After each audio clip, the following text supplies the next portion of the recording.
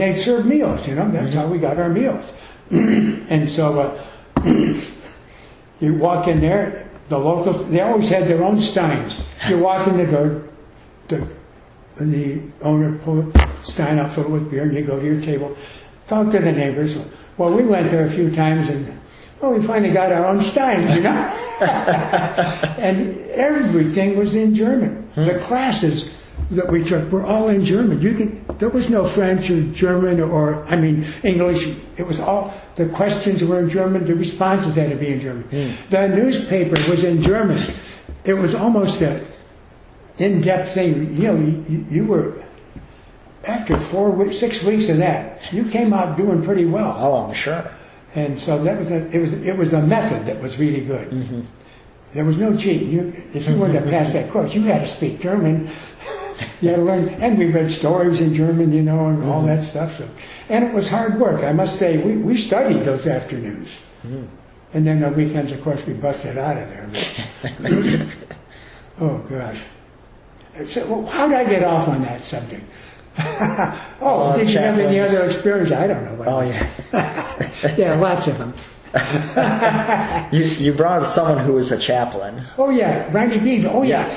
The reason I brought him in, okay, he was so tough, and he knew musicians, and he knew music. He founded the Chad Mitchell Trio, of which the first member was, famous guitarist, West Virginia, here I come.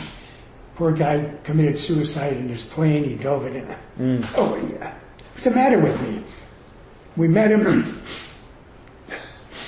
The Chad was really popular at that time. See if the names are gone. Yeah. Anyway, so he was in a concert violinist he found. He just had a gift for picking out musicians. The guy was remarkable.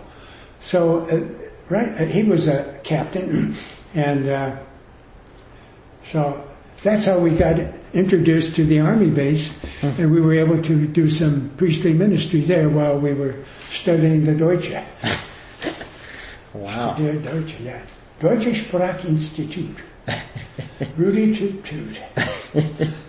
Yeah, you've certainly had quite the varied experiences, and I know there's 20 times more that you haven't said. You know how I learned Italian? Had to learn it fast. Bought Italian comic books for kids. Really? Yeah. Went over those. Then we went to the movies, the cowboy movies that were now in Italian. They're pretty simple, so you pick up Italian that way. And some of the guys, priests who were studying that, were prepped, and they knew Italian pretty well. So you got some notes and books from them.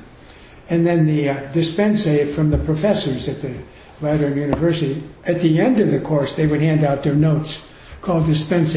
Well, they were in Italian or Latin, so you had to learn it that way, too.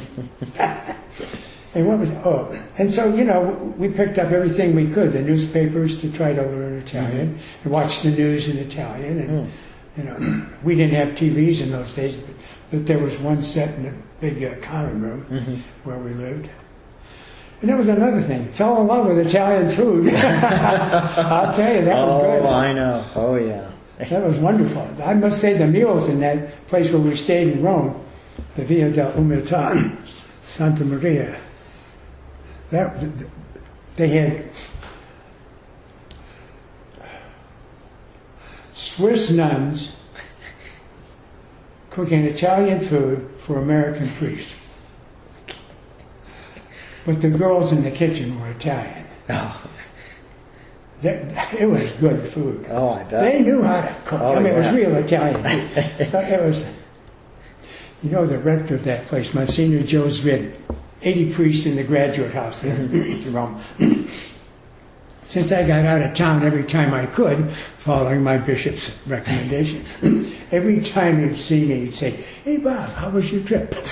That was his greeting to me. "How was your trip?" "Oh, fine, Monsignor. Thank you."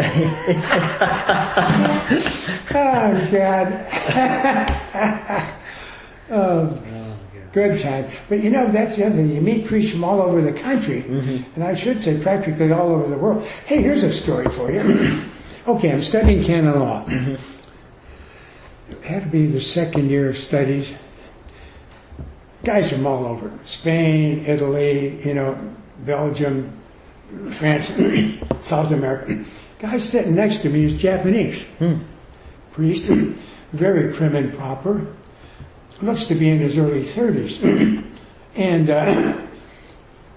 boy, meticulous. The way he's dressed, takes notes in Italian perfectly. One day the prof was late, okay, held up in traffic or something. And we always, chit-chat back. He said, Bob, did I ever tell you my story? I said, no. He said, I was not always a Catholic. He said, when I was 14 years old, I was trained as a kamikaze pilot. Wow. On an aircraft carrier. I was going to die for the emperor. He said, I was actually standing on the flight of an aircraft carrier. As the sun was rising, we had our white scarves on. The planes were lined up. We were ready to go. And when they flew off the deck, the wheels dropped off. You couldn't come back. Right. You dove into a Navy ship somewhere or something. And he said, I was so proud. And an announcement came over the loudspeaker, stand down, the war is over. He said, we were so dejected and disappointed, we didn't know what to do. He said, I ended up back in Tokyo. My family was dead. I couldn't find any family. And he said, I was walking down the street in Tokyo, and I was so hungry and tired, and there was a building that said Benedictine Monastery. He didn't know what it was. He knocked on the door. The monks took him in and fed him, clothed him, and educated him. And he became a Catholic. Wow. Then he became an attorney in Japan and worked for a bank in Tokyo.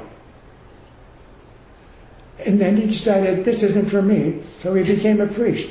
Wow. And his bishop sent him to Rome to study canon law and the double degree, J.U.D., Jurisque Juris, Italian law and canon law, double doctorate. Wow. And here's this guy, 14 years old, Japanese. He certainly knew Italian. He certainly knew Latin. I think he knew Japanese. And his English was perfect. And I'd say, hey, we should go, come with us for a weekend, get out of town. Oh no, he says, I have to study. I have to study. He was so, I don't know if it was culture, but he didn't look stressed. But I bet he was, That's another. Talk about meeting people from out of the blue. Yeah, wow. Grace upon grace. Gift upon gift, really. That's amazing. I told that story to the Sarah Club up here once, a couple of years ago. The guy in charge said, how old was that guy? I said, 14.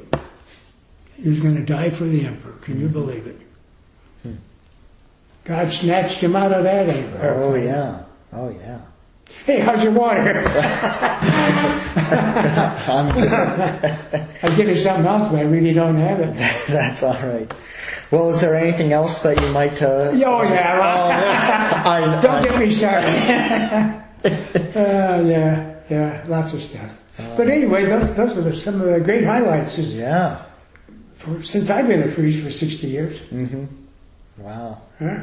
Well, thank you very much. I really appreciate your time. You're very welcome. I'm glad. I'm sorry I got carried away. Oh, no. That happens with old guys. That's all right. But the bottom line is God's been very good to me. Oh, yeah. And I'm very grateful. I didn't think I'd live to be this old. I'll be 87 next month. And 60 years a priest. Wow. When I was ordained, laying on the floor of the cathedral, they're singing the Litany of Saints. I said, God, please let me be a good priest till I'm 40. I'd be so grateful. Here I am celebrating 60 years as a priest and 87. Wow. See, God is super generous, overflowing. Oh, yeah. Bounteous in mercy. Wow. Anyway, that's my story. Get out of here. You're going to get caught in the traffic if you don't. Well, thank you.